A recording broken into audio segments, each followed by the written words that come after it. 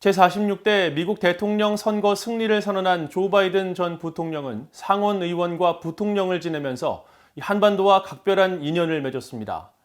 16년 전 상원 외교위원장 시절에는 보고 싶은 대로 북한을 보는 것이 아니라 있는 그대로의 북한을 봐야 한다고 강조했고 북한에 대한 첫 제재를 주도하기도 했습니다. 첫 소식 이조은 기자가 보도합니다.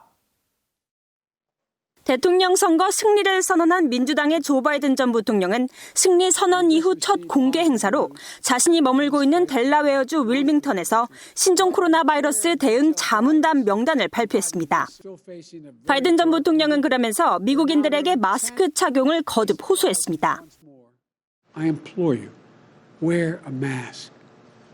Do it for yourself. Do it for your neighbor. A mask is not a political statement.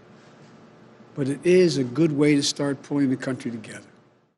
공식 당선 절차를 남겨놓고 있는 바이든 후보는 코로나 바이러스 대응 자문단 발족을 시작으로 미국 새 대통령으로서의 행보를 본격화할 것으로 보입니다.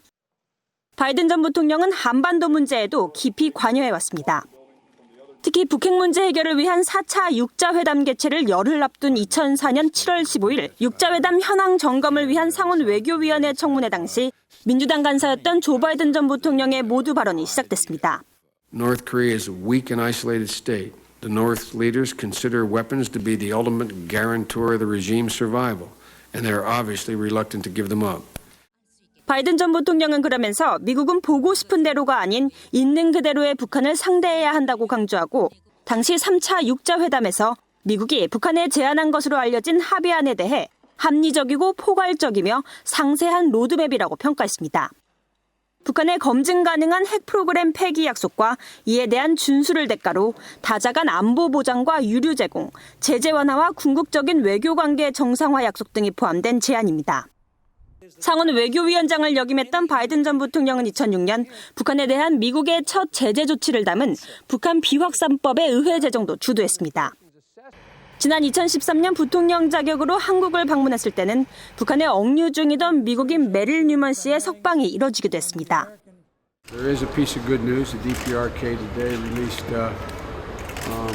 someone they should never have had in the first place.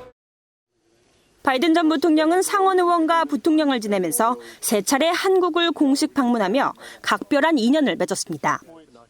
2013년 12월 부통령 자격으로 10여 년 만에 다시 한국을 찾았을 때는 당시 15살이던 손녀와 함께 비무장지대 DMZ를 찾기도 했습니다.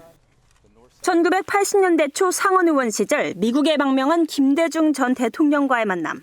상원 법사위원장 첫 해인 1987년 한국 민주화 노력 지지와 평화적 정권 이양을 촉구하는 초당적 결의를 공동 발의해 상원 채택을 이끌어냈습니다. 바이든 전 부통령은 이번 대선 후보 TV 토론에서 북한의 핵 축소를 전제로 한 미북 정상회담이 가능할 수 있다고 밝혔습니다. 교착 상태를 벗어나지 못하고 있는 미북 비핵화 협상이 어떻게 전개될지 주목됩니다. VOA 뉴스 이조은입니다.